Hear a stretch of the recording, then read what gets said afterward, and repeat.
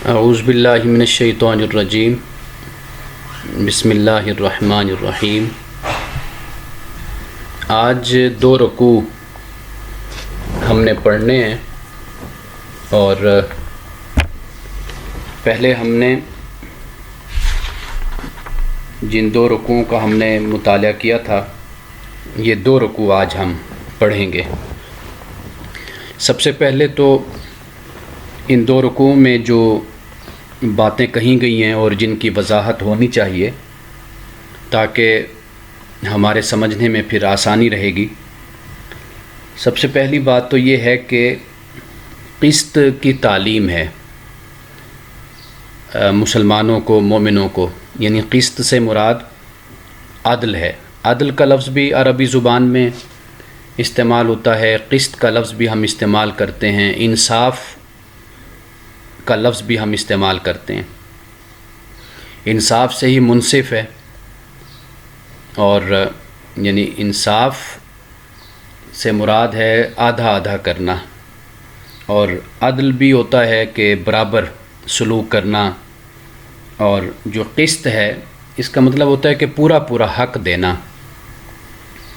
تو اللہ سبحانہ و تعالیٰ نے یہاں پر جو لفظ قسط فرمایا، اس سے مراد اللہ کی کتاب ہے کہ جو حق کا، عدل کا ترازو ہے اور میزان ہے،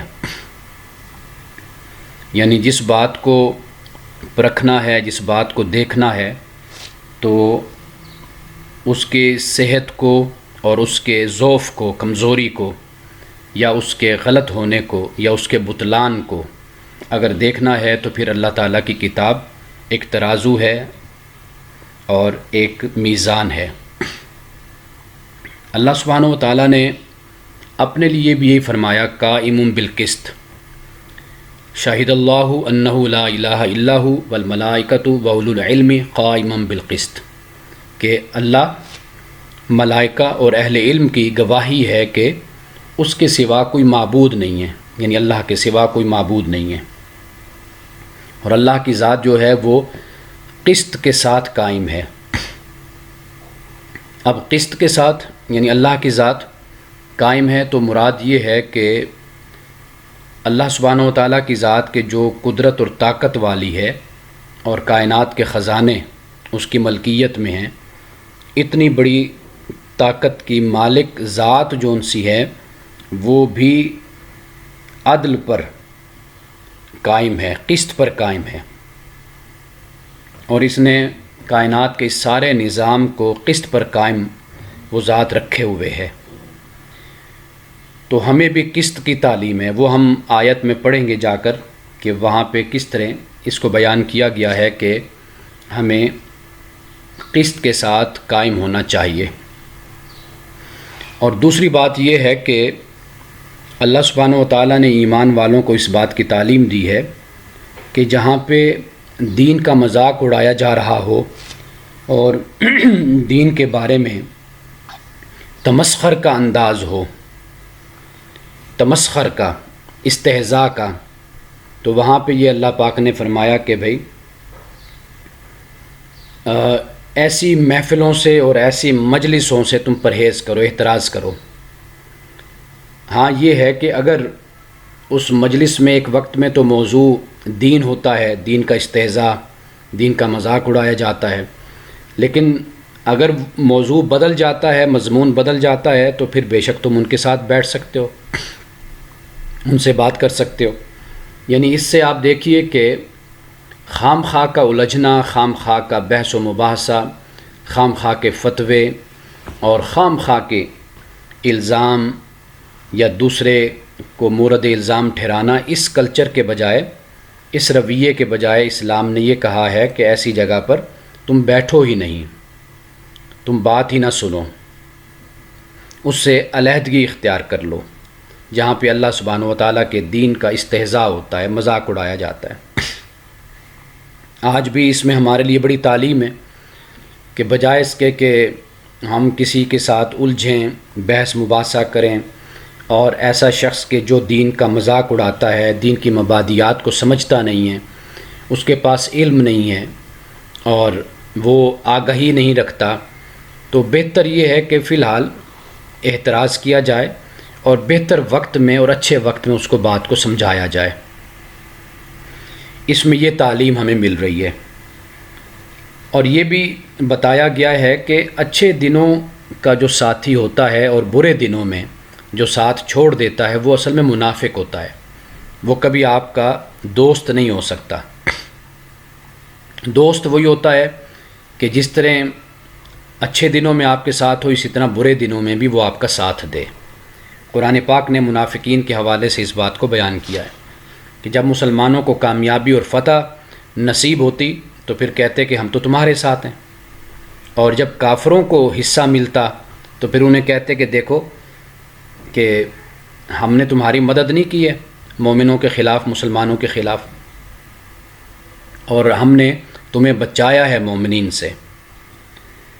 اور اسی طرح نماز میں جو سستی ہے اس کا ذکر بھی یہاں پر ہے کہ جو منافقین ہیں وہ نماز میں سستی اختیار کرتے ہیں، اور سستی کا رویہ اس لیے کہ چونکہ ایمان دل میں ہے نہیں، اب مجبوری میں نماز اٹھ کے پڑھتے ہیں تاکہ لوگوں کو دکھا سکیں بھئی ہم مسلمان ہیں، لیکن نماز کے لیے جو چستی اور نماز کے لیے جو ایکٹیو ہونا اور جو شوق ہونا وہ ان میں اس لیے نہیں ہے کہ دل سے وہ ایمان نہیں لائے،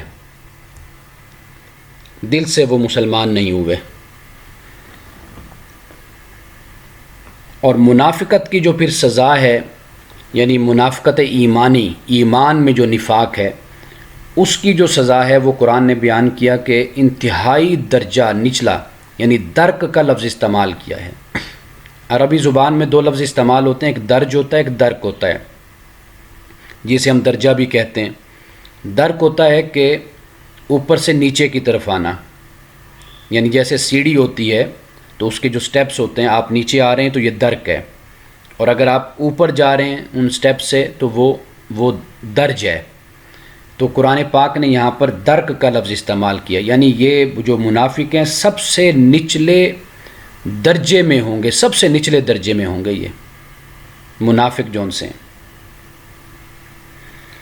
اور آگے فرمایا کہ یہ جو منافق ہیں یہ اللہ کو دھوکہ دیتے ہیں۔ اب اللہ سبحانہ و تعالیٰ کو دھوکہ دیتے ہیں، کس طرح دھوکہ دے سکتے ہیں؟ یہ کیسے ممکن ہو سکتا ہے؟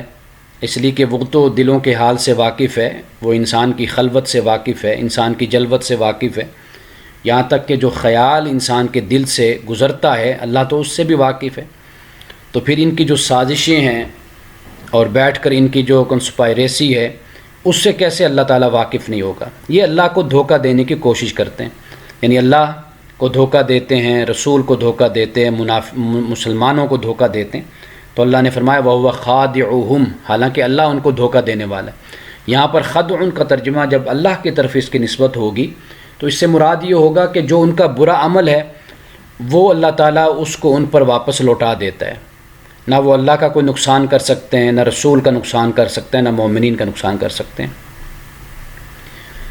اسی طرح سورۃ البقرہ میں بھی ان کے اس رویے کو بیان کیا گیا ہے۔ فرمایا یخادعون اللہ والذین آمنوا وما یخدعون الا انفسهم وما یشعرون، یہ اللہ کو دھوکہ دیتے ہیں اور ان کو جو ایمان لائے ہیں۔ فرمایا وما یخدعون، یہ دھوکہ نہیں دیتے الا انفسهم، مگر اپنے آپ کو دھوکہ دیتے ہیں، وما یشعرون، اور انہیں شعور نہیں ہے۔ اس لیے کہ زندگی کی جو پونجی ہے یہ تو ہاتھ سے جا رہی ہے، یہ تو برف کی طرح ہے، پگھل رہی ہے زندگی، اور یہ وقت گزرتا چلا جا رہا ہے۔ اب جس کا وقت ایمان میں گزرا، اطاعت میں گزرا، فرمانبرداری میں گزرا، اس نے تو بہت کچھ پا لیا، اور جس کا وقت کفر میں گزرا، نفاق میں گزرا، دوسروں کو اذیت اور تکلیف دینے میں گزرا، اور پالیسیاں بنانے میں اور کنسپائریسی سازشوں میں، منفی سوچ میں گزرا، اس نے تو اپنا سب کچھ ضائع کر دیا۔ تو اس لیے اللہ پاک نے فرمایا انہیں یہ پتہ نہیں ہے کہ یہ اپنا نقصان کر رہے ہیں۔ اور اس سے آگے اللہ پاک نے یہ فرمایا کہ کفار سے دوستی نہ کرو۔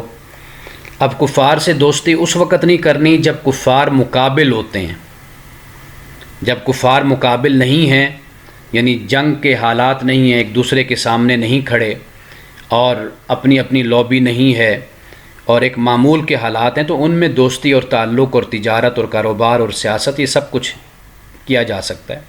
یہ خاص حالات میں فرمایا کہ جب مقابلے کی صورت بن جاتی ہے تو وہاں پر اس سے احتراز کرو۔ واضح بات ہے کہ اگر اس وقت میں بھی کہ جب جنگی حالات ہیں اور ایک دشمنی کہہ لیجیے، ایک نفرت کہہ لیجیے وہ پیدا ہو چکی ہے، وہاں پر بھی اگر جا کر انسان دوسرے قبیلے سے اپنے سلام دعا کرتا ہے، بات کرتا ہے، تو وہ نقصان ہی کرتا ہے، اپنا بھی نقصان کرے گا۔ ممکن ہے کہ کسی وقت وہ اس کو قتل کر دیں، مار دیں اس کو، اور اپنے دشمنوں کو کمزور کرنے کے لیے۔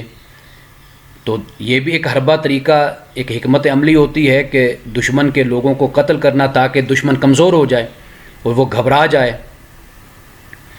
تو اس لیے یہاں پر دوستی سے منع اس تصور میں کیا گیا، اس پس منظر میں کیا گیا۔ اور یہ بھی فرما دیا کہ دروازہ جو توبہ کا ہے وہ زندگی میں کھلا ہوا ہے۔ منافقین، یہود و نصارہ، کتنا اب تک ہم نے پڑھا کہ کتنا انہوں نے ستایا ہے، کتنی انہوں نے سازشیں کی ہیں، اذیت دی ہے رسول اللہ صلی اللہ علیہ وسلم کو۔ سورۃ المائدہ کی ایک آیت ہے، اس کا جو شان نزول بیان کیا جاتا ہے، وہ شان نزول یہ ہے کہ رسول اللہ صلی اللہ علیہ وسلم کی دعوت یہودیوں نے کی اور صحابہ کو بھی ساتھ بلایا، اور انہوں نے اوپر دیوار کے اوپر چھت پہ انہوں نے چکی کا پاٹ رکھ دیا۔ اب چکی کا پاٹ کتنا بھاری ہوتا ہے، تو انہوں نے یہ سازش بنائی کہ اس پاٹ کو نیچے گرا کر تو رسول اللہ صلی اللہ علیہ وسلم کو ہم شہید کر دیں گے، اس طرح اسلام ختم ہو جائے گا۔ اب اللہ تعالیٰ نے ان کے اس پروگرام سے آپ کو آگاہ کر دیا، آپ دعوت پہ نہیں گئے، لیکن آپ یہ دیکھیے کہ کتنی بڑی یہ سازش ہے۔ غزوہ خیبر کے موقع پر رسول اللہ صلی اللہ علیہ وسلم کو زہر دینے کی کوشش کی گئی، اور اسی زہر سے ایک صحابی شہید بھی ہو گئے۔ تو اتنی سازشوں اور اتنی دشمنیوں کے باوجود بھی اللہ تعالیٰ نے توبہ کا دروازہ بند نہیں کیا، اور منافقین کے لیے، یہود و نصارہ کے لیے اللہ تعالیٰ نے توبہ کا دروازہ کھلا رکھا، اس لیے کہ اللہ سبحانہ و تعالیٰ ماضی کو نہیں دیکھتا، یہ ہم دیکھتے ہیں ماضی کو۔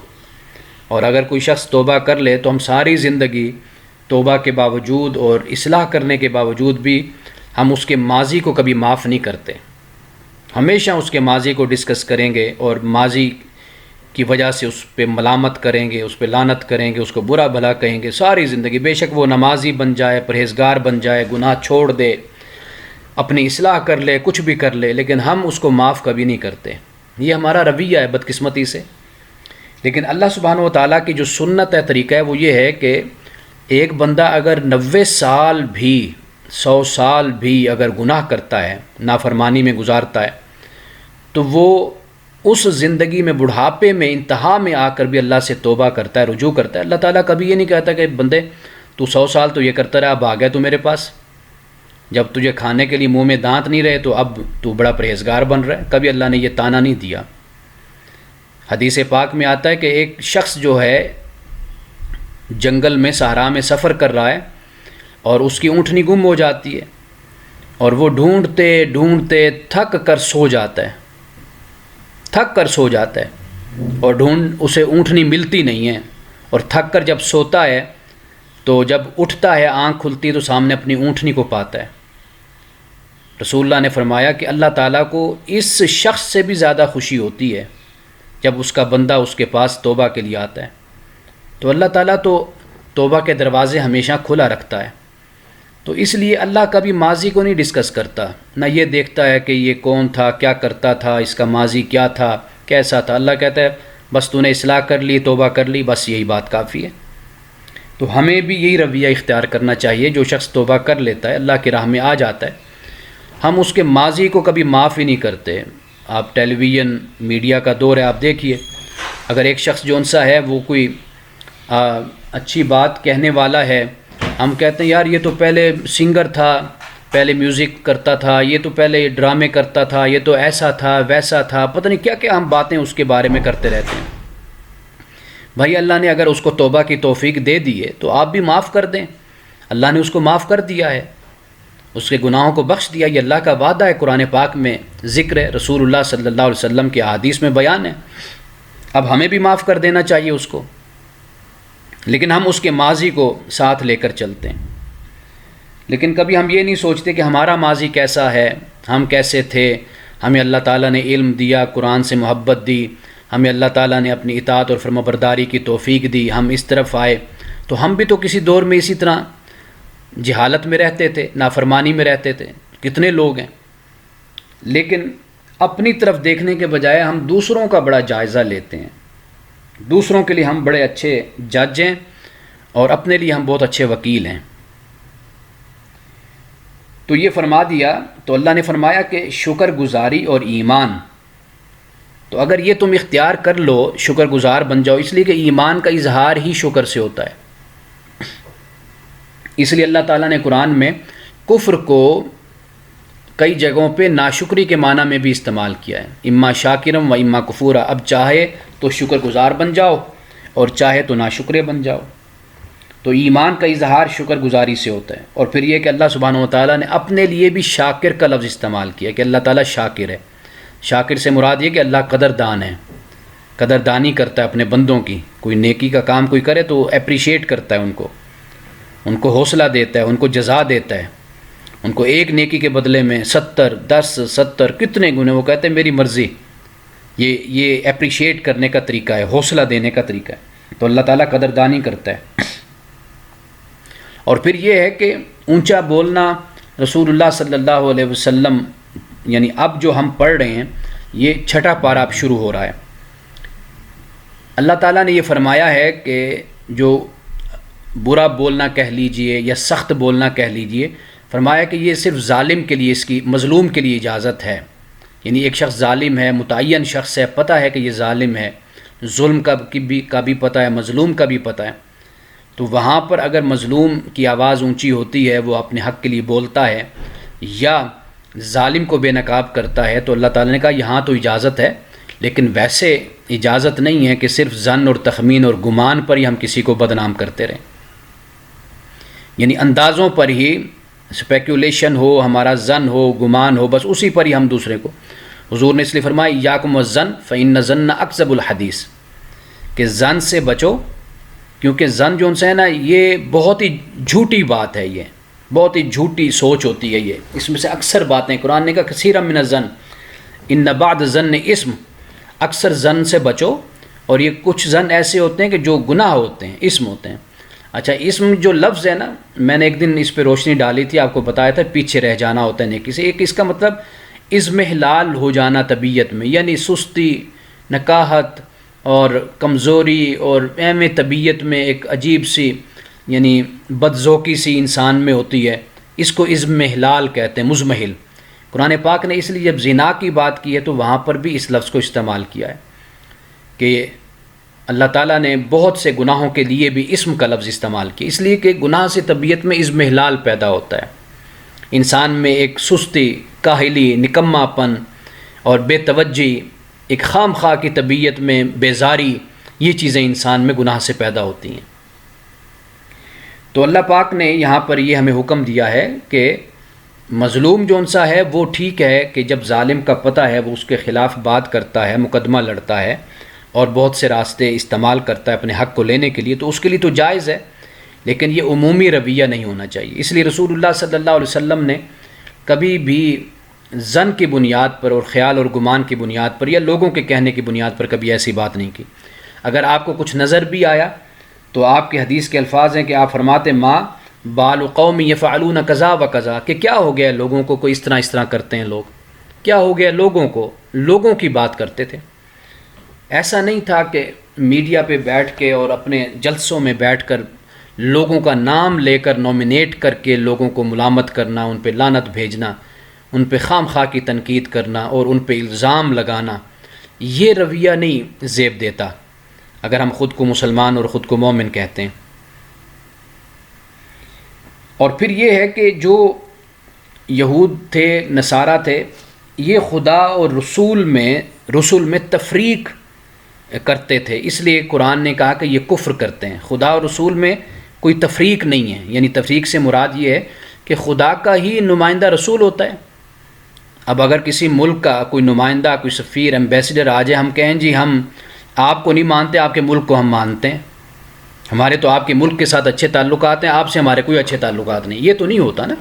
یہ نمائندہ ہوتا ہے جو سفیر ہوتا ہے. بلکہ رسول اللہ صلی اللہ علیہ وسلم کے پاس جب مسیلمہ کذاب جو ان سا تھا کہ جس نے رسول اللہ کے پاس سفیر بھیجا تھا اپنا نمائندہ، اور اس نے کہا کہ جی آپ میرے ساتھ سلطنت آدھی آدھی کر لیں، ہم مل کر، نعوذ باللہ.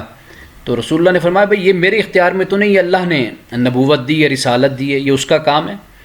تو آپ نے فرمایا کہ اگر سفیروں کو قتل کی اجازت ہوتی تو میں اس کو قتل کرا دیتا. یعنی اس حد تک جو ایمبیسیڈر ہوتا ہے، سفیر ہوتا ہے، اس کا خیال رسول اللہ صلی اللہ علیہ وسلم نے ہمیں تعلیم دی ہے. اور اسی طرح رسول جو نبی ہوتا ہے وہ بھی اللہ کا ایک سفیر ہوتا ہے، نمائندہ ہوتا ہے. اب یہود و نصارہ کا طریقہ یہ تھا کہ وہ کہتے تھے کہ بھئی ہم اللہ کو تو مانتے ہیں اور باتوں کو بھی ہم مانتے ہیں، لیکن یہ ہے کہ ہمارے ساتھ کچھ گیو اینڈ ٹیک کا معاملہ ہو جائے. یعنی یہ تفریق انہوں نے پیدا کرنے کی کوشش کی، اور یہ اس تفریق پر یعنی شرائط پر وہ ایمان لانا چاہتے تھے. تو آخری آیت میں دوسرے رکوع کی یعنی 21ویں رکوع کی اس بات کو اللہ سبحانہ و تعالیٰ نے کلیئر کر دیا. یعنی ایمان جو سا ہے وہ ایمان باللہ اور ایمان بالرسول، اللہ اور رسولوں پر ایمان یہ لازم ہے. ایسا ہرگز نہیں ہو سکتا کہ اللہ کو مانو اور تم رسول کو نہ مانو. اب اس کے بعد ہم باقاعدہ اپنا مطالعہ شروع کرتے ہیں. اعوذ باللہ من الشیطان الرجیم، بسم اللہ الرحمن الرحیم. فرمایا یا ایھا الذین آمنوا، اے ایمان والو، کونوا قوامین بالقسط، انصاف پر قائم ہونے والے، شہداء للہ، اللہ کے لیے گواہی دینے والے بن جاؤ. ولو علی انفسکم، اگرچہ یہ گواہی اپنے خلاف ہی کیوں نہ ہو، اب الوالدین یا والدین کے خلاف ہو، یا والاقربین اور اقربین کے خلاف ہو، رشتہ داروں کے. تو اپنے خلاف ہی کیوں نہ ہو پھر بھی تم گواہی دو. والدین کے ہی خلاف کیوں نہ ہو، جہاں پر گواہی کا معاملہ ہو، عدل و قسط کا معاملہ ہو، انصاف کا معاملہ ہو، تو خواہ اپنے خلاف ہی تمہیں کیوں نہ فیصلہ کرنا پڑے، گواہی دینی پڑے، یا والدین، رشتہ دار. ان یکن غنیا او فقیرن، اگر کوئی امیر ہے یا کوئی غریب ہے تو پھر بھی یہ نہ دیکھو کہ امیر ہے تو اس کے خلاف فیصلہ نہ دو یا گواہی نہ دو، اور اس طرح کوئی غریب ہے تو ترس کھا کر اس کو چھوڑ دو، یہ بھی نہیں طریقہ درست. فاللہ اولیٰ بہما، فرمایا کہ اللہ سبحانہ و تعالیٰ ان دونوں کا زیادہ خیر خواہ ہے، زیادہ دوست ہے. یعنی تم جو خیر خواہی کر رہے ہو تو کیا تم اللہ سے زیادہ خیر خواہ ہو ان کے، امیر کے یا غریب کے؟ اللہ تعالیٰ نے اگر کوئی عدل اور قسط کی تعلیم دی ہے تو اس میں حکمت ہے. اللہ پاک نے قصاص کے بارے میں فرمایا وَلَكُمْ فِي الْقِصَاصِ حیات، کہ تمہارے لیے قصاص میں زندگی ہے. یعنی اگر کوئی شخص قتل کرے تو اس کے بدلے میں اگر اس قاتل کو قتل کیا جاتا ہے تو فرمایا یہ اس میں زندگی ہے. واضح بات ہے کہ معاشرے ظلم پر قائم کبھی نہیں رہ سکتے، کفر پر قائم رہ سکتے ہیں لیکن ظلم پر کبھی قائم نہیں رہ سکتے. تو اس لیے معاشرے کی اجتماعی زندگی کے لیے ضروری ہوتا ہے کہ عدل اور انصاف کو قائم کیا جائے. اگر یہ نہیں ہوگا تو اگر ایک شخص آج کسی کو قتل کر رہا ہے اور اسے پتہ ہے کہ بھئی مجھے کسی نے ہاتھ بھی نہیں لگانا، تو وہ جری ہو جائے گا، جرت مند ہو جائے گا، کل وہ ایک کے بجائے 10 لوگوں کو مار دے گا. تو اس لیے اس بات کو فرمایا کہ امیر ہے یا غریب، اللہ تعالیٰ تم سے زیادہ ان کا دوست ہے، زیادہ خیر خواہ ہے. فلا تتبعوا الہوا، تو تم خواہشات کی پیروی نہ کرو. یہ جو ہوا ہے یہ ہدا کے مقابلے میں ہے. یعنی اللہ تعالیٰ کی ہدایت پر پیروی تب ہی ہو سکتی ہے جب انسان اپنی خواہشات کی پیروی نہ کرے. انتا دلو، کہ تم اپنی خواہش کی پیروی نہ کرو تو پھر تم عدل کر سکو گے. وَإِن تَلْوُوا أَوْ تُعْرِضُوا، اور اگر تم پیچ دار بات کرو یعنی گھما پھرا کر بات کرو، او تعرضوا، یا تم اعراض کرو. تلوو سے مراد یہ ہے کہ اللہ تعالیٰ کے حکم کی جو شکل ہے، اس کی صورت جو ہے اس کو بگاڑ دینا. اور او تعرضوا سے مراد یہ کہ حکم تو موجود رہے اپنی اصل شکل میں لیکن اس میں دلچسپی نہ لینا، اس سے اعراض برتنا. فرمایا اگر تم پیچ دار بات کرو یا تم اعراض کرو، منہ پھیرو، فَإِنَّ اللَّهَ، یا بے پرواہی دکھاؤ، تو فَإِنَّ اللَّهَ كَانَ بِمَا تَعْمَلُونَ خَبِيرًا، تو بے شک اللہ تعالیٰ خبر رکھنے والا ہے اس کی جو تم کرتے ہو. یا ایھا الذین آمنوا، اب ایمان والوں سے بات ہو رہی ہے. یہ عمومی خطاب ہے اس میں پکے ایمان والے بھی ہیں، سچے ایمان والے بھی ہیں، کچے بھی ہیں، کمزور بھی ہیں، جو خود کو ظاہراً مسلمان کہتے ہیں دل سے مسلمان نہیں، سب کے سب اس میں شامل ہیں۔ فرمایا اے ایمان والو آمنو باللہ و رسولی، اللہ اور اس کے رسول پہ ایمان لاؤ، والکتاب اور کتاب پہ ایمان لاؤ جو نزل علی رسول ہی، جو اس نے اپنے رسول پر نازل کی، یعنی محمد صلی اللہ علیہ وسلم پہ، والکتاب الذی انزل من قبل، اور اس کتاب پر بھی ایمان لاؤ جو پہلے سے نازل کی اللہ نے۔ اب دیکھیے کہ قرآن کے لیے نزلہ کا لفظ ہے، اور باقی جو تورات ہے انجیل ہے اس کے لیے انزلہ کا لفظ ہے۔ تورات کے لیے نزلہ کا مطلب یہ ہوتا ہے تدریجاً، تھوڑا تھوڑا نازل کرنا، یہ باب تفعیل سے ہے، اور 23 سال میں قرآن مجید نازل ہوا تو اس کے لیے نزلہ کا لفظ ہے۔ اور انزلہ تورات کے لیے یعنی وہ یک بارگی ایک ہی دفعہ نازل ہوئی تو انزلہ فرمایا۔ وَمَن يَكْفُرْ بِاللَّهِ وَمَلَائِكَتِهِ وَكُتُبِهِ وَرُسُلِهِ، اور جو انکار کرتا ہے اللہ کا، اس کے ملائکہ کا، اس کے کتب کا، اس کے رسل کا اور یوم آخرت کا، فقد ضل ضلالا بعیدا، تو تحقیق یہ جو شخص ہے نا یہ دور کی گمراہی میں نکل گیا ہے۔ ان الذین آمنوا، بے شک وہ لوگ جو ایمان لائے، ثم کافروا، پھر کافر ہوئے، ثم آمنوا، پھر ایمان لائے، ثم کافروا، پھر کافر ہوئے، ثم ازدادوا کفرا، پھر وہ کفر میں بڑھ گئے، لم یکن اللہ لیغفر لہم، تو اللہ تعالیٰ ان کی مغفرت نہیں کرے گا، ولا لیہدیہم سبیلا، اور نہ اللہ تعالیٰ ان کو سیدھی راہ دکھائے گا۔ یہ دیکھیے وہ لوگ ہیں جنہوں نے دین کو تماشا بنا لیا، صبح ایمان لائے، شام کو کافر ہو گئے، اور پھر صبح پھر ایمان لائے، پھر شام کو کافر ہو گئے۔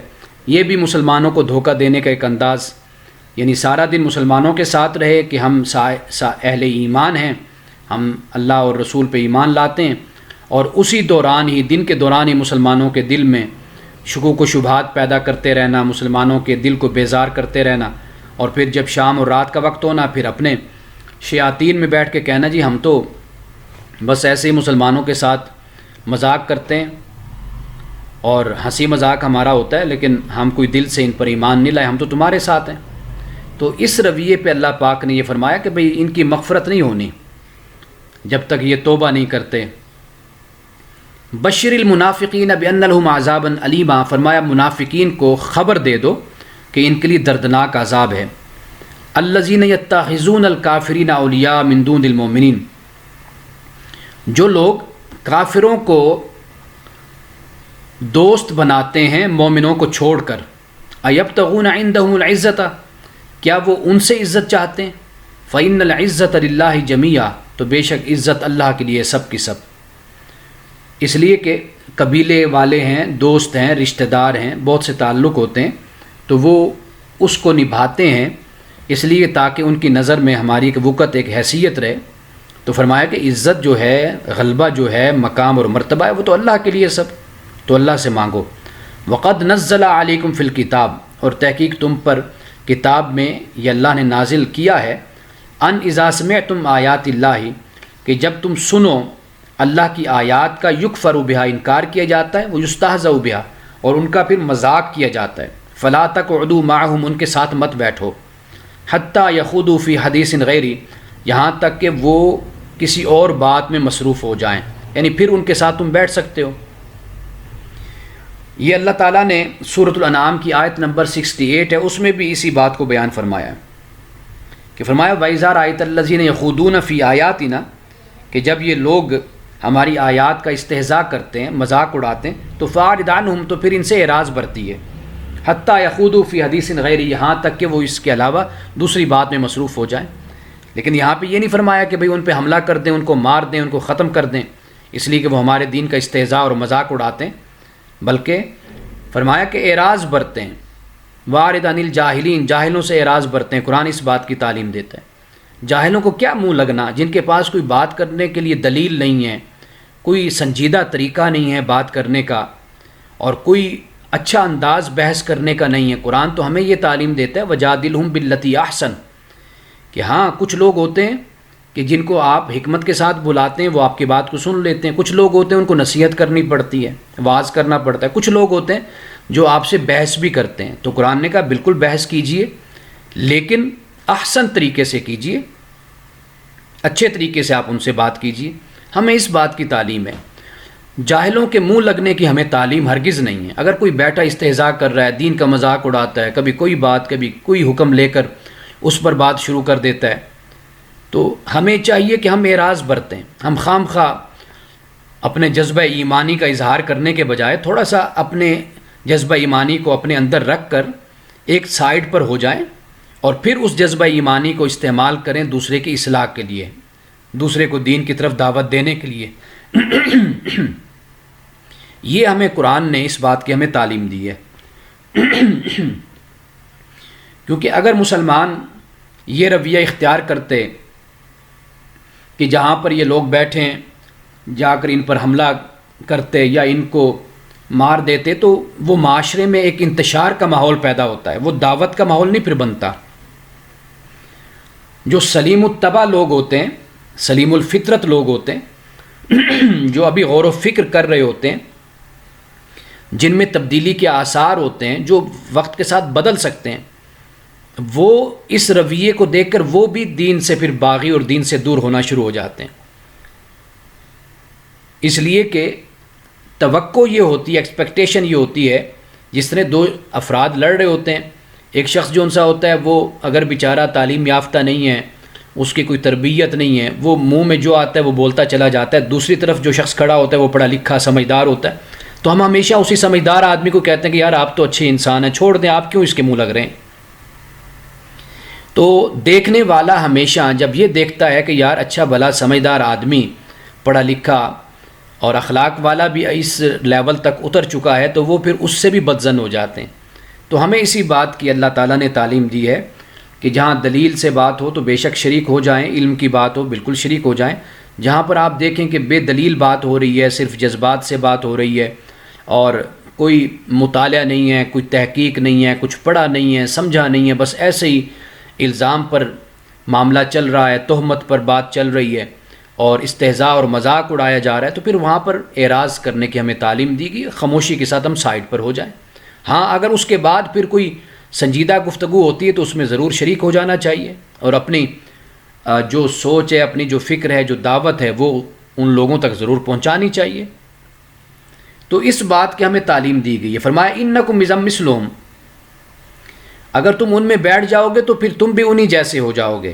ان اللہ جامع المنافقین والکافرین فی جہنم جمیعا، کہ بے شک اللہ تعالیٰ منافقین اور کافرین کو جمع کرنے والا ہے جہنم میں، سب کو. الذین یتربصون بکم، یہ وہ لوگ ہیں کہ جو تمہارے بارے میں انتظار میں ہیں. فإن کان لکم فتح من اللہ، اور پھر اگر فتح ہو اللہ کی طرف سے تمہارے لیے، قالوا ولم نکن معکم، تو کہتے ہیں کیا ہم تمہارے ساتھ نہیں ہیں، یعنی کامیابی ملی تو کہتے ہیں ہم تو تمہارے ساتھ ہیں مسلمانوں سے. وإن کان للکافرین نصیب، اور اگر ہے کافروں کے لیے حصہ، قالوا ولم نستحوذ علیکم ونمنعکم من المؤمنین، تو کہتے ہیں کیا ہم تم کو چڑھا نہیں لائے، یعنی مومنوں کا تم نے گھیراؤ کیا، ان کو گھیرا، تو یہ ہم نے تمہاری مدد کی تو تم نے مومنوں کو گھیرا ہے. وَنَمْنَعْكُمْ مِنَ الْمُؤْمِنِينَ، اور ہم نے مومنوں سے تمہاری حفاظت بھی کی ہے. تو پھر کافروں کے ساتھ مل گئے تاکہ ان سے مال غنیمت ملے، ان سے حصہ ملے، مال و دولت ملے، ان کے دلوں میں ہمدردی پیدا ہو. فَاللَّهُ يَحْكُمُ بَيْنَكُمْ يَوْمَ الْقِيَامَةِ، اللہ تعالیٰ تمہارے درمیان قیامت کے دن فیصلہ کرے گا. وَلَن يَجْعَلَ اللَّهُ لِلْكَافِرِينَ عَلَى الْمُؤْمِنِينَ سَبِيلًا، اور اللہ ہرگز کافروں کو مومنوں پر غلبہ نہیں دے گا، کوئی راہ نہیں دے گا. اب فرمایا ان المنافقین یخادعون اللہ وهو خادعهم، بے شک منافقین اللہ کو دھوکہ دیتے ہیں، دھوکہ دینا چاہتے ہیں یا دھوکہ دینے کی کوشش کرتے ہیں. وهو خادعهم، حالانکہ وہ اللہ ان کو ان کے دھوکے کی سزا دے گا یا ان کا دھوکہ انہی پر لوٹا دے گا. وَإِذَا قَامُوا إِلَى الصَّلَاةِ قَامُوا كُسَالَىٰ، اور جب یہ نماز کے لیے کھڑے ہوتے ہیں تو کھڑے ہوتے ہیں سستی سے. یراؤون الناس، وہ دیکھتے ہیں لوگوں کو، یعنی لوگوں کو دکھاتے ہیں. ولا یذکرون اللہ الا قلیلا، اللہ کو یاد نہیں کرتے مگر بہت کم لوگ. یعنی یہاں پر نماز کو ہی ذکر کہا گیا ہے. یعنی یہ جو نماز کے لیے منافقین جو ان سے یہ کھڑے تو ہوتے ہیں لیکن سستی کے ساتھ، صرف اس لیے کہ لوگوں کو دکھانا ہے بھئی ہم مسلمان ہیں اور اللہ کو نہیں یاد کرتے مگر تھوڑے لوگ اللہ کو یاد کرتے. مذبذبین بین ذالک، یہ درمیان میں ہی پریشان ہے، مذبذب ہیں، لا الہ ہاؤلا ولا الہ ہاؤلا، نہ ادھر کے نہ ادھر کے. اللہ تعالیٰ اس کیفیت سے بھی انسان کو بچائے کہ انسان ڈبل مائنڈڈ ہو کر رہے. انسان کو ہمیشہ یکسو ہونا چاہیے، جس چیز کو اختیار کرے اس کو اپنے علم سے، اپنے مطالعہ سے، اپنے تجربہ سے اور اللہ تعالیٰ کی ہدایت مانگتے ہوئے، اللہ سے رہنمائی مانگتے ہوئے ایک بات پر انسان کو قائم ہونا چاہیے. اور پھر وہ باتیں جو بالکل واضح ہوں تو ان معاملے میں تو انسان کو ویسے بھی سٹینس لینا چاہیے اور کھڑے رہنا چاہیے حق بات پر. وَمَن يُضْلِلِ اللَّهُ فَلَن تَجِدَ لَهُ سَبِيلًا، اور جسے اللہ گمراہ کر دے ہرگز تو اس کے لیے کوئی راستہ نہیں پائے گا. یا ایھا الذین آمنوا، اے ایمان والو، لا تتخذوا الکافرین اولیاء من دون المؤمنین، کافروں کو مومنوں کو چھوڑ کر دوست مت بناؤ. اب جو میں نے پہلے نکات بیان کر دیے، پوائنٹس میں نے سامنے رکھ دیے تھے، وہ اسی لیے میں رکھتا ہوں تاکہ کنسیپٹ کلیئر ہوتا چلا جائے. جیسے ہم ترجمہ کریں، ہم پڑھیں تو مجھے مزید یعنی وضاحت کی ضرورت نہ رہے، اور کوئی بھی مسکنسیپشن ترجمے میں جو پیدا ہوتی ہے، بعض اوقات لوگ سوچتے ہیں جی اس کا کیا مطلب ہے، اعتراض پیدا ہوتا ہے، تو وہ اعتراض میری وضاحت سے خود بخود ختم ہو جاتا ہے.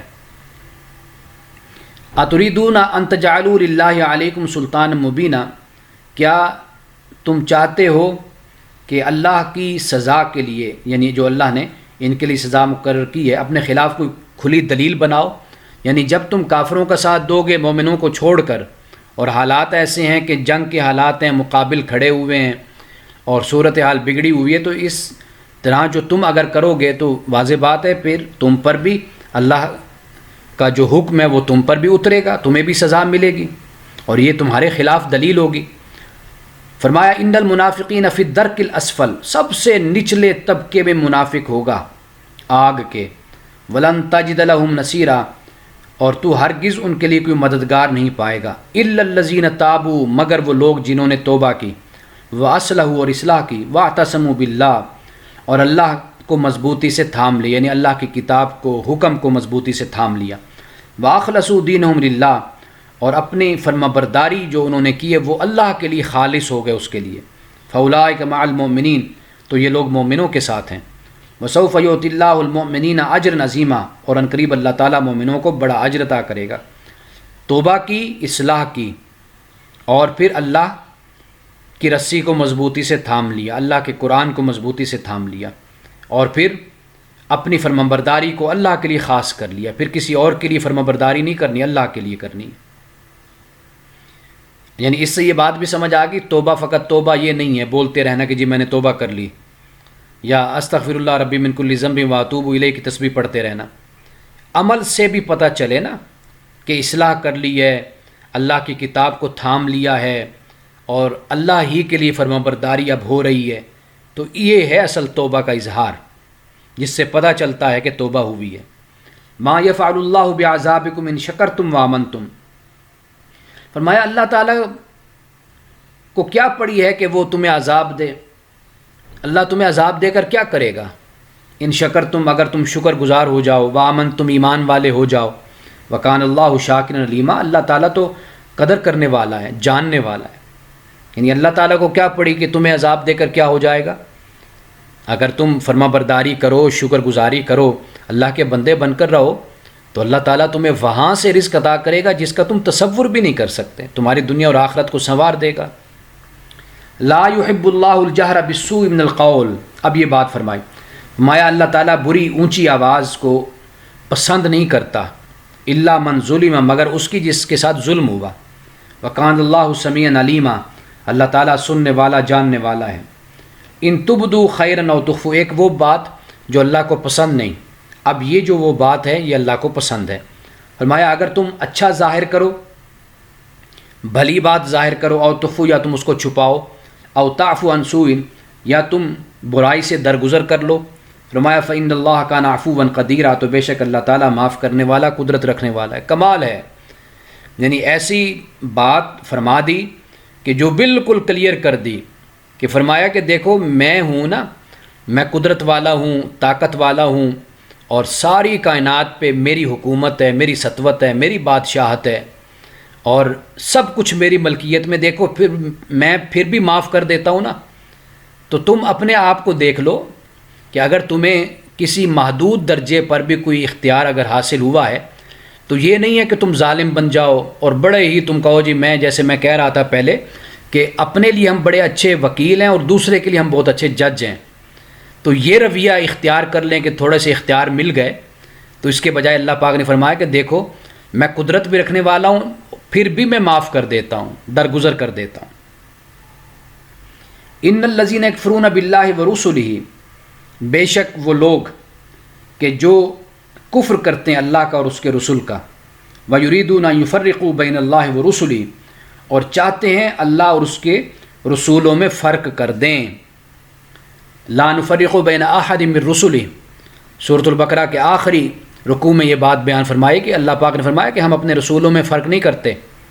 رسول اللہ صلی اللہ علیہ وسلم نے بھی منع فرمایا صحابہ کو اور ہمیں کہ ہم رسول اللہ صلی اللہ علیہ وسلم کی شان کو، فضیلت کو، عظمت کو اس طرح ہم بیان نہ کریں کہ کسی نبی کی شان اور مقام اور مرتبہ کم ہو جائے. اس سے اللہ تعالیٰ نے، اللہ کے رسول صلی اللہ علیہ وسلم نے منع فرمایا ہے. اس لیے کہ ہمیں جتنے بھی پیغمبر دنیا میں آئے ہم سب پر ایمان رکھتے ہیں اور سب کی عزت کرتے ہیں، سب کا احترام کرتے ہیں. اگر رسول اللہ صلی اللہ علیہ وسلم پر ہم ایمان لائے ہیں اور اگر خدا نخواستہ کوئی شخص یہ کہے کہ میں رسول اللہ محمد رسول اللہ پہ ایمان لاتا ہوں لیکن میں فلاں نبی پر نعوذ باللہ میں ایمان نہیں لاتا، تو اس کا ایمان مکمل نہیں ہوتا. اس کا ایمان تب ہی مکمل ہوگا کہ وہ تمام اللہ کے نبی اور رسول جتنے بھی ہیں انبیاء، ان سب پر وہ ایمان لائے. حضرت آدم سے لے کر حضرت مسیح علیہ السلام تک تمام پر وہ ایمان لائے گا، تب وہ مسلمان اور مومن، تب وہ بنتا ہے. تو اللہ تعالیٰ کوئی تفریق نہیں کرتا، لیکن اللہ نے تلک الرسل فضلنا بعضهم علی بعض، اللہ کے جو رسول ہیں فرمایا کہ ہم نے بعد کو بعد پر فضیلت دی ہے. فضیلت یہی ہے کہ کوئی کسی حوالے سے خصوصیت رکھتا ہے، کوئی کسی حوالے سے خصوصیت رکھتا ہے. لیکن ہم مسلمانوں کا ایسا رویہ نہیں ہونا چاہیے کہ ہم رسول اللہ صلی اللہ علیہ وسلم کی شان اور عظمت کو اس انداز سے بے شک بیان کریں. آپ کا بڑا مقام اور مرتبہ ہے اور آپ خاتم النبیین ہیں، اللہ نے آپ کو آخری نبی بنا کر، خاتم بنا کر اس کائنات میں بھیجا ہے. آخرت تک، قیامت تک آپ کی نبوت ہے، آپ کی رسالت ہے، اس میں کوئی شک نہیں ہے. لیکن کبھی تقابل میں بات نہیں کرنی چاہیے، کبھی مقابلے میں بات نہیں کرنی چاہیے. ہر نبی کی اپنی شان، اپنی عظمت، اپنا مقام اور مرتبہ ہے. ہمارے ہاں بدقسمتی یہ ہے کہ روایات جو ہیں، ضعیف روایات اور پھر قصے اور کہانیاں، یہ اس کا بہت زیادہ رواج ہے ہمارے ہاں، اور ذرا بھر خیال نہیں کیا جاتا کہ یہ جو حکایت، یہ جو روایت، یہ جو قصہ ہم بیان کر رہے ہیں، کہیں خدا نخواستہ ایسے تو نہیں ہے کہ اس سے کسی نبی کی شان میں کسر واقع ہو، کوئی کمی واقع ہو جائے، کوئی ایسا تو نہیں ہے. لیکن ہم ان واقعات کو، قصوں کو، چونکہ عوامی ذوق، عوامی رجحان اور مزاج ایسا ہی ہوتا ہے کہ لوگ قصے کہانیاں سننا پسند کرتے ہیں. قرآن پاک نے بھی واقعات کو بیان کیا لیکن قرآن تک محدود رہا جائے نا، یا مستند احادیث تک محدود رہا جائے. قرآن نے جو بیان کیا ہے، تاریخ کے اس پہلو کو بیان کیا ہے. قرآن سے پہلے یا انسانیت میں اگر آپ مطالعہ کریں تو واقعات اور قصوں اور کہانیوں کو بیان کیا جاتا تھا لوگوں کو سلانے کے لیے. جیسے ہم بچوں کو، ہماری دادی نانی ہمیں رات کو قصہ سناتی تھی تو ہمیں نیند آ جاتی تھی، تو پہلے قوموں کو سلانے کے لیے قصے کہانیاں سنائی جاتی تھیں، ان کو تفاخر کے لیے اور ان کی بہادری کی قصے. دیکھو بھئی تمہاری قوم میں، تمہاری نسل میں ایسے ایسے بڑے بڑے لوگ پیدا ہوئے، بڑے بڑے واقعات لوگوں کو سنائے جاتے تھے، سلایا جاتا تھا، ان کو ایک نشہ دیا جاتا تھا. یہ لیکن اسلام نے، قرآن مجید نے یا اللہ تعالیٰ کی کتب نے جو واقعات کو بیان کیا ہے وہ اللہ نے اس لیے بیان کیا تاکہ عبرت حاصل کی جائے. حضرت یوسف علیہ السلام کا قصہ اگر بیان ہوا تو اس میں بتایا پاک بازی، پاک دامنی اختیار کی جائے. ایک اللہ سبحانہ و تعالیٰ کا جو خالص بندہ ہوتا ہے، اللہ کی اطاعت و فرما برداری کرنے والا اور شرافت اور پاک دامنی کی زندگی گزارنے والا مرد ہے یا عورت، اللہ تعالیٰ اسے بڑا مقام دنیا میں عطا کرتا ہے. حضرت یوسف علیہ السلام کو اللہ نے عطا کیا. وہ محسن تھے، بڑے اخلاص، راست بازی، تقوی کے ساتھ، اللہ کے احکام کے ساتھ، اللہ کی ذات کے ساتھ جڑے رہے۔ اسی طرح حضرت صالح، حضرت ہود، حضرت نوح کی قوموں کا ذکر ہے۔ حضرت نوح علیہ السلام کا قصہ پڑھ کر آپ دیکھیے، قرآن مجید بیان کرتا ہے، اور خاص طور پر سورۃ ہود کو آپ پڑھیے، آپ دیکھیے اس میں بیٹے کو کہا کہ بھئی آ جاؤ کہ تم بھی میری کشتی میں بیٹھ جاؤ۔ اس نے کہا نہیں، میں پہاڑ پہ چڑھ جاؤں گا، میں بچ جاؤں گا، پھر وہ ڈوبنے لگا۔ ایک شفقت پدری، ایک باپ کی محبت ہوتی ہے، تو کہا کہ یا اللہ یہ میرا بیٹا ہے۔ اللہ نے فرمایا انہ لیس من اہلک، یہ تیرے خاندان، تیرے اہل سے نہیں ہے، تیری آل سے نہیں ہے یہ اللہ پاک نے فرمایا۔ اور پھر حضرت نوح علیہ السلام نے اللہ تعالیٰ کی طرف رجوع کیا، اور اللہ نے فرمایا تم ایسی بات نہ کہو جس کا تمہیں علم نہیں ہے۔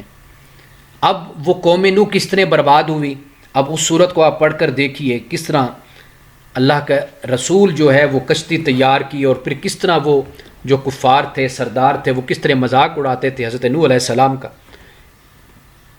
یہ عبرت کا پہلو ہمارے لیے، تاریخ کو جو قرآن نے بیان کیا ہے، یہ عبرت کے نقطہ نظر سے بیان کیا، یعنی دیکھو اچھے لوگ کیسے تھے اور برے لوگ کیسے تھے۔ اللہ تعالیٰ نے اچھے لوگوں کے ساتھ کیا سلوک کیا، برے لوگوں کا انجام کیا ہوا۔ اب تمہاری چوائس ہے، تم دیکھ لو کہ تم نے کیسا بننا ہے۔ یہ اللہ سبحانہ و تعالیٰ نے تاریخ کا یہ پہلو ہمارے سامنے رکھا ہے، عبرت کا پہلو۔ اس لیے اس طریقے سے قرآن مجید کا مطالعہ کیا جانا چاہیے۔ اور ہمارے ہاں واعظین ہیں، خطباء ہیں، کمزور روایات، ضعیف روایات، انسان جس پر سوائے نعوذ باللہ کے انا للہ و انا الیہ راجعون کے اور کچھ نہیں پڑھ سکتا، ایسی باتیں بیان کرتے ہیں، لیکن بچے بیٹھے سن رہے ہوتے ہیں، بڑے بیٹھے سن رہے ہوتے ہیں، ایسے مزے سے بیٹھے سن رہے ہوتے ہیں، ان کو پتہ ہی نہیں کہ یہ کتنی مہلک چیزیں ہیں، کہ اگر اس پر کوئی سوچے، غور کرے کہ کس طرح کسی نبی کی شان کو کم کیا جاتا ہے، کسی کی شان کو بڑھایا جاتا ہے، اللہ کے احکامات کے بارے میں کیا رویہ اختیار کیا جاتا ہے، تو یہ جو طریقے ہیں، جو ثقہ علماء ہوں گے، مستند علماء ہوں گے، جو قرآن سے وابستہ ہوں گے، حضور صلی اللہ علیہ وسلم کی سنت سے وابستہ ہوں گے، جن کو اللہ تعالیٰ نے گہرائی عطا کی ہوگی، وہ ان باتوں سے ہمیشہ بچتے ہیں۔ بے شک لوگ پسند کریں نہ کریں، لوگ بور ہوں، لوگ اکتاہٹ کا شکار ہوں، جو بھی لوگوں کا رویہ ہو، لیکن حقیقت یہ ہے کہ جہاں پر میچورٹی ہوگی، وہ عمر کے ساتھ ہو، علم کے ساتھ ہو، تو وہاں پر سنجیدہ باتوں میں اور متحقق باتوں میں، محقق باتوں میں، مستند باتوں میں، وہاں پہ پھر انسان کا دل بھی لگتا ہے اور انسان کی توجہ بھی جاتی ہے۔ تو اس لیے قرآن نے بالکل واضح طور پر اس بات کو بیان کیا کہ اللہ کے رسولوں میں اللہ پاک کوئی فرق نہیں کرتا۔ تو اس لیے ہمیں بھی قصے کہانیوں سے اور ان غیر مستند باتوں سے، ضعیف باتوں سے اور گھڑی ہوئی باتوں سے، روایتوں سے ہمیں بچنا چاہیے، اس لیے کہ کہیں ایسا نہ ہو کہ ہم بھی اسی گناہ کے اور اسی جرم کا ارتکاب کر رہے ہوں۔ تو فرمایا کہ بے شک جو لوگ اللہ اور اس کے رسولوں کا انکار کرتے ہیں اور چاہتے ہیں کہ ان یفرقوا بین اللہ و رسلہ، کہ اللہ اور اس کے رسولوں کے درمیان فرق کریں، ویقولون، اور کہتے ہیں نؤمن ببعض ونکفر ببعض، کہ ہم بات کو مانتے ہیں اور بات کا ہم انکار کرتے ہیں، ویریدون ان یتخذوا بین ذلک سبیلا، اور یہ چاہتے ہیں کہ کوئی درمیان کا راستہ نکلے۔ اعتدال تو ضروری ہے، ماڈریشن، لیکن ماڈریشن کا یہ انداز بہت غلط ہے کہ کچھ ادھر سے لے لیا، کچھ ادھر سے لے لیا، گیو اینڈ ٹیک ہو جائے، چلیں دونوں خوش ہو جائیں۔ اور یہ رویہ جو ہے یہ اعتدال نہیں، یہ گمراہی ہے۔ اعتدال کا معاملہ خود اللہ تعالیٰ کی تعلیم، اللہ تعالیٰ کے حکم میں ہی اعتدال موجود ہے۔ یعنی جیسے میں نے بہت دفعہ بیان کیا، روزہ ہے، کوئی نہیں رکھ سکتا تو رخصت موجود ہے، نماز ہے، مسافر ہے، مریض ہے تو اس کے لیے بھی رخصت موجود ہے، حالات ہیں جنگ کے تو ان میں بھی رخصت موجود ہے، اللہ تعالیٰ نے نرمی فرمائی ہے، تو یہ اعتدال ہے۔ اولئک هم الکافرون حقا، یہ وہ لوگ ہیں جو بالواقعی کافر ہیں۔ واعتدنا للکافرین عذابا مہینا، اور ہم نے تیار کیا کافروں کے لیے رسوا کر دینے والا عذاب۔ والذین آمنوا باللہ ورسلہ، اور وہ لوگ جو اللہ اور اس کے رسولوں پہ ایمان لائے۔ اب دیکھیے، ولم یفرقوا بین احد منہم، اور انہوں نے ان رسولوں میں سے کسی میں فرق بھی نہیں کیا۔ اولئک سوف یؤتیہم اجورہم، یہ وہ لوگ ہیں کہ اللہ تعالیٰ ان کو ان کا اجر عطا کرے گا۔ وکان اللہ غفور الرحیمہ، اور اللہ تعالیٰ بخشنے والا رحم کرنے والا ہے۔ یعنی پھر فرق بھی اللہ نے بیان کر دیا کہ کفر کرنے والے کون ہیں اور ایمان لانے والے کون ہیں اللہ اور اس کے رسولوں پہ۔ کفر کرنے والے وہ ہیں کہ جو فرق کرتے ہیں اللہ اور رسولوں میں بھی فرق کرتے ہیں اور خود رسولوں میں بھی فرق کرتے ہیں، یہ رویہ ہوتا ہے کفر کرنے والوں کا۔ اور جو ایمان والے ہیں، ایمان لانے والے ہیں، وہ اللہ اور رسول پہ ایمان بھی لاتے ہیں، رسولوں پہ ایمان لاتے ہیں، اور پھر ان میں سے کسی میں فرق بھی نہیں کرتے، سب کو اللہ کا رسول، اللہ کا نبی ان کو مانتے ہیں، سب کی عزت کرتے ہیں، سب کا احترام کرتے ہیں اور دل سے سب کو مانتے ہیں، سب پر اعتقاد رکھتے ہیں۔ تو ان کو اللہ تعالیٰ بڑا اجر جو ہے ان کو اللہ تعالیٰ عطا کرے گا۔ اللہ تعالیٰ بخشنے والا اور رحم کرنے والا ہے۔ تو انشاءاللہ تعالیٰ یہ کل میں کوشش کروں گا کہ اگر ہم سورۃ النساء کو مکمل کر لیں، اس لیے کہ آگے حضرت عیسیٰ علیہ السلام، حضرت مسیح علیہ السلام کے حوالے سے ہے کہ آپ کو کہ نہ قتل کیا انہوں نے اور نہ ہی انہوں نے کروسیفائی کیا یہودیوں نے، بلکہ اس معاملے کو اللہ تعالیٰ نے جسے کہتے ہیں کہ بھئی ولیکن شبہ لہم، الجھا دیا گیا اس مسئلے کو۔ تو اس پر ہم بات کریں گے، اور پھر اس کے بعد یہ ہے کہ غلو سے منع کیا گیا کہ دین کے معاملے میں غلو نہ کرو، اور پھر اس کے بعد حضرت مسیح علیہ السلام کے بارے میں یہ کہا کہ اگر ان کو اللہ کا بندہ کہو گے نا عبداللہ، تو یہ ناراض نہیں ہوں گے، یہ برا نہیں منائیں گے، بلکہ اس بات کو پسند کریں گے۔ ملائکہ ہوں، رسول ہوں، انبیاء ہوں، وہ تو اللہ کا بندہ بننا پسند کرتے ہیں۔